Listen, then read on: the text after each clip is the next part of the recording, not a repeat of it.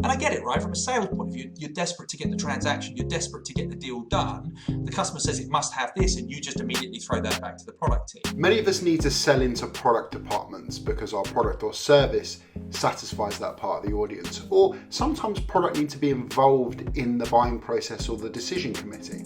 So how do we sell to product?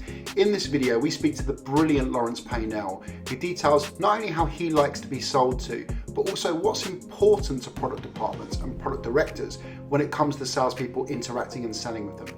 Little bit of a spoiler, value's key. So we're joined by a very special guest today. Now the objective of this conversation is really simple. We want to learn what products people look for in salespeople, proposition, value prop, when they're buying from people like you. So we have on the call Laurence Painell, who is the Group Product Director for the Access Group and has a rich experience in product, including working for Microsoft. And full disclosure, actually, we worked together for a short period of time as well for an organization called Patsnap. Laurence, welcome. Thanks, Aaron. Yes, so my background is very varied. I've worked in almost 25 years in product management now, building products for people like yourself to sell. So yeah, I guess I come at this from a slightly different perspective in that regard. And that's what I guess I'm really interested in, right? Is that to start a little bit broad, when it comes to organizations or salespeople specifically selling to you, what is it that you're fundamentally looking for from the salesperson and from not necessarily the product, but what types of information is important for you to understand when making a purchasing decision? Yeah, it's an interesting question, right? So because we've always built products, we think about it at a product level, right? So first and foremost, technically, is it a good product? How has it been built? What are the elements that go into it? Has it been well thought through? We also nowadays, it's less about kind of the features and functionalities and that arms race that occurs, but what is the capability that it provides us? And is there some level of elegance in the simplicity of the solution that you provide that's ultimately going to help us to do the jobs that we need to do, right? So we're thinking about building products, we're thinking about understanding our products, we're thinking about understanding the way the products are used, and therefore really getting under the hood of what makes this product unique and special, because we're the guys that are building products as well. So we know the watchwords of the things that people think about when they're making the buying decisions, or we should do. So really, like I say, it's what makes your product unique. Why should I kind of pick this over anybody else? Which is kind of obvious in the sales cycle, but really these are the things that we really focus on. How well is it easy to implement? Is there elegance in it? Can I just do things quicker? And is there simplicity there for us to look at? And I guess really, because we're techies at heart and we claim to be innovators at heart, right? What is that secret thing? What is that thing that we'll look at and go, oh, you know what? I might use that in my product. Or that's really interesting and really innovative. So you can really hone in on the innovation and why it's unique and what's special about it and wow us with something that we haven't thought about or that we don't know about or that is just genuinely going to make it more interesting. And also sharing the nuggets of what your development teams or product teams have learned and the stories that they've gone through, because we're developing products as well. So we can learn from the way you've built your products and the kind of things you've thought about when you're building your products as well. So there's that element of getting close internally to your product teams and understand how they've built the product and the decisions and the thought processes, and help us understand the way that you've done that as well, because we'll learn from you in that process and can always take away some of those nuggets. Yeah, and I guess it's interesting because in a lot of the stakeholders that you sell to, the outcome is really important, right? Because that's why you're purchasing what you're purchasing. But I suppose by definition, product people are quite analytical. And I guess getting under the hood of the actual investment and what it actually does and how it does it is really important. Yeah. Because you want to learn about the nuts and bolts of the product, because those decisions are often made from an analytical point of view, right? Am I right in saying that? Yeah, you're absolutely right.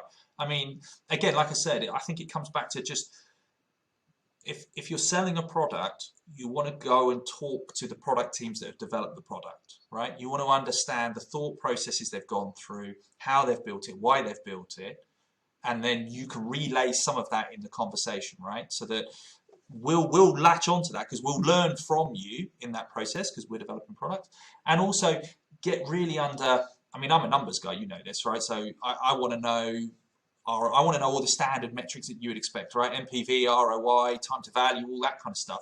But I'm also an innovator, so I also want to understand why something, what is the clever thing that you've done? And it may be something completely different, right? Maybe something completely out there, but kind of always interested in that development process for the product and the stories that you can tell in and around that, because it'll differentiate you. It's very rare that you come across a product nowadays that is completely unique, right? It doesn't really exist anymore. There will be a competitor somewhere that I can go and talk to as well. So when you're talking to the product team, help us understand and sell us on the journey of why your product is great, where it's going, what it's going to look like, because these are all the things that we think about on a regular basis as well. And then also at a technical level, how can we use it against some of the other offerings that we've got to enhance that proposition? Because again, very rarely do we think about it in isolation. We have to join things up in order to understand more. And so understanding all of those integration layers and how things work effectively will be very important as well. That's a really good point, because I suppose the technical validation that you go through to purchase something, whatever it is, whether it's software or hardware, you look constantly looking at how is it supplementary or complementary to what you're using at the moment. When you're being sold to, how deep do people actually go on that technical validation with you? And do they even bring it up? Yeah, so typically I would go into quite a lot of detail around it, right? Because I'm going to have a lot of other systems. I know technically what I can do with those systems. I know where they can go with the information, how the information flows. And at its core, we're looking at leveraging the information that's available through the different systems together, because that enriches our knowledge of what's going on within our department or our business or those kind of areas. So if I'm thinking about an analytics tool, I don't want to think about it in its isolation. I need to think about it in the broader ecosystem of how it integrates and provides us with even more information in that 1 + 1 = 3 type mindset, right? Where some of this plus something else, I can get more from than if I just have them individually. Now, I'm guessing you're quite a senior guy in an organisation, so you're probably used to getting lots of emails and messages on LinkedIn, people trying to sell you stuff. In your experience, what are the kind of absolute no-nos when it comes to someone selling you a product? And I guess the other side of the coin of that is that if someone was doing cold outreach to you, what are you looking for from that salesperson? Yeah. What's aligning to the way you like to buy? So let me think that through then, because I'll be honest with you, I don't really respond to kind of, because I just get a deluge, right? So if I think someone's trying to sell me something, I just don't respond. You'll very rarely get a response back from me, just purely because there's just not enough time in the day. Unless I know I've got a problem I need to solve, then it just gets rejected, right? Because I've just got so many other things to do. And I know that's unfair, because I know you guys put so much effort into trying to outreach to people like me. But invariably, it's a challenge for you to kind of really interact with me in that way. That being said, if you can share those critical insights around how things are changing, or how things are innovating, or where markets are going, or where I can get better, or some of those other aspects, then I will typically read them, but they have to be kind of, dare I say it, almost in the first line. It needs to be offering me something that I don't know in order to engage me and keep me reading further through that email. And I can almost count on a hand the number of either direct emails I've had in my inbox in work, or the number of LinkedIn emails that I get that I respond to over the course of the last almost decade. And they have typically been highly opportunistic, I will argue, in that maybe it's a numbers game, in that they've hit my inbox at a time that I'm genuinely thinking about that problem, and therefore it's been quite opportunistic, because I've gone, well, I've got that problem. Well, actually, I will look at it, because it's in my list of things that I'm trying to solve for. Or they've just provided me something that wasn't even trying to sell me something, that has just put the product organization at the back of my head as to something they've done. Or dare I say, it's something I can learn from when they've built the product, right? So that's where it gets really interesting for me, is if you tell me about how you've built this product and I can learn from how you've built the product, then that product name is in my head and I know what it's associated with, and therefore I will go back and look at it. Because the other interesting thing for me is I sit on so many mergers and acquisitions calls. And so I'm always looking at technology and companies and all of these kind of areas. And so you're really always looking for what makes it unique, what makes it special, and what makes it kind of innovative in a way that enables me to learn from that product as well as what it actually solves for me. Well, it just ratifies the point now that sales isn't about the value the customer gets from when they purchase your product. The salesperson has to add value at every interaction. including when they first speak to you, it shouldn't be about asking you for things. It should be about enriching you with information or insight that you didn't have before, and that's a bit of value for free that they got without Correct. even knowing what your product is. Correct. So, you know, particularly for an organisation like Microsoft where you worked, like purchasing decisions are often very complicated. They're probably often quite drawn out, and there's a degree of complexity to them. When it comes to product departments, in your experience, how much say do they have when it comes to purchasing power, and how much of a kind of financial muscle do they have? It's a good question, actually, because it varies. So an awful lot of product functions, the majority of their cost base comes from their people, as you would expect, right? And there's a lot of development work that goes into the personal development of those teams, because product is a function that's really only started over the course of the last 5 to 10 years getting better defined. You can't go to university and do a product management course. There are some places in Silicon Valley that now offer those kind of courses, but it's not as well defined from a career progression point of view, because every organization I've been in does it differently. So that makes it quite challenging in that regard. Yes, the more senior you get, there is a purchasing decision-making capability that can be put in there, right? So in previous organizations, you would have your own budget and you can make those decisions.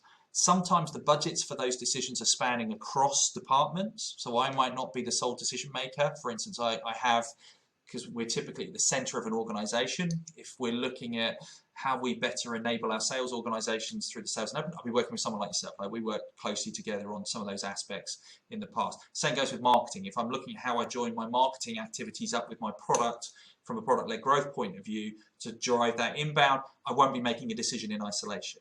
If I'm looking at product analytics and how people are using my product and what they're doing, I won't make that decision in isolation, because the customer success teams and the support teams will be interested in that data. So because we sit in the middle of an organization and because we're interfacing with everybody else, typically the tools and technologies that we bring in, unless you're picking a traditional product management tool set, which I won't name any here, but for helping you build roadmaps and manage your customer interactions, that would typically sit with me and I can make that purchasing decision. But 9 times out of 10, the software and the technologies I'm using are not being leveraged by just my department. They'll be leveraged in other places, because we're trying to break down those islands and make sure that information flows effectively into different locations. So in that regard, yes, our budgets are owned and purchasing decisions can be made, but it's also slightly fragmented in where those budgets can be held sometimes. Interesting. I guess lastly, if we look inwards a little bit, so thinking about organizations you've worked in where naturally there's been a sales organization that's, flogging the products that you guys are creating and innovating, right? What would you say are the kind of core behaviors you look for in salespeople when it comes to them learning about your product, giving feedback about the product, interacting with product departments to ultimately transact that information to the customers or prospects? Yeah, so there's been changes in product, I think, over the course of the last, like I say, 5-10 years, where we're focusing less on features and functionalities, which is, it used to be the arms race of this feature, you haven't got this feature, therefore we have to build that feature. But I think those days are moving away, and we're focusing more and more on understanding the job that the customer is trying to achieve with the software, understanding the value exchange between the customer and the product, right? So now you've got these North Star metrics and these watchwords in product of really understanding the job that the customer is trying to do and how you would measure the efficacy of their ability to do that job in the product, right? So companies like Amplitude have been very good at this. They understand their North Star metric. Spotify understand their North Star metric, and people can sell off of that and understand it. And if you're thinking, I can give you any number of products, but really understanding what is the core goal, not features and capabilities, but what is the core goal that the customer is trying to achieve with that product or service, and then being able to translate that back to them. And I think that requires a change in mindset to a certain extent, because some people just sell on features, right? We've got this great new feature, why don't you come and buy it? The reality is, it's less and less about that now. It's more about the productivity gains and really understanding what that value exchange between the product and the customer is, and ensuring that they are selling on that value exchange as opposed to the plethora of different things that they could do. Look, at the end of the day, the thing I always get the most from salespeople is, this product doesn't have this feature. Customer X has said must have this feature, right? And you sit there and you go, okay, But 9 times out of 10, when I go into the senior conversation with those individuals, so if it's something I'm looking at going, this doesn't make any sense, I will step into the conversation with the customer. And 9 times out of 10, when I've done that, you break down the conversation and you realize that actually, if you challenge the customer, they don't want that feature at all. They want the outcome that they're trying to get to, and they think that feature is a means to them getting to that, right? So many times in products I get, must have this feature. I'll go back and I'll track how many customers are actually using that feature after you've adopted it or put it in after 12 months. And it can be 0. Even the customers that have asked for it. And also from the development point of view, how many times I've had it where one customer says I want this and the other one says I want that, and they're actually diametrically opposed. So you sit there and go, no. So product teams then have to step in and try and translate that. And I get it, right? From a sales point of view, you're desperate to get the transaction, you're desperate to get the deal done. The customer says it must have this, and you just immediately throw that back to the product team. But the reality is that creates conflict for the product managers, because what they then have to deal with is trying to work out that the priority of doing that and the commercial return for doing that versus the plethora of other things that they're having to do to drive the longer term commercial outcome for that particular product. So in reality, that's how it all plays out. And really what I have to say is that we need the sales teams and the product teams to really get closer to the customers together and be prepared to challenge the customer when they say, I need X, and have that open conversation to say, well, is that really true? And are there other ways we can approach that? And can we actually nail down exactly what the outcome is that the customer is trying to achieve, so that we can really focus on that rather than this whole must have this feature, must have this feature, must have this feature, must have this feature, right? It just doesn't work if you do it that way. And so I think that's a really important point for internal conversations with stakeholders that that often gets lost. And like I say, I'm massively empathetic, right? I've dealt with sales, I've worked with sales, and I've actually had to help sales for many and many a year. And I understand that priority to get the deal through the door, and by taking this and putting it in there and get the product team to commit to it, they think that job is done. But it never translates in that way longer term, and often ends up causing more problems than it solves. So there you have it. So many gems to pick through in that short session with Laurence. A couple of things really stood out to me. I love this idea about explaining the development of your product and the innovation within your product when positioning it to a customer or a client or a prospect as well. It's really talking the language of product teams. On top of that, there's budget there with product teams. Although their purchasing power often spans other departments, they have their own budget. So if there's something compelling there that can help them achieve their goals, then absolutely they'll buy. And lastly, I really like the conversation around how product teams and sales teams within an organization should communicate as well. The way that you get that core feedback from your customers or your prospects as a salesperson, and the way you feed that back to the product team as well. Some of the most successful sales calls I've ever been involved in have had product leads in that conversation to speak the right language to the client or the prospect stakeholders as well. I hope that was useful. Remember to subscribe, and as always, happy selling.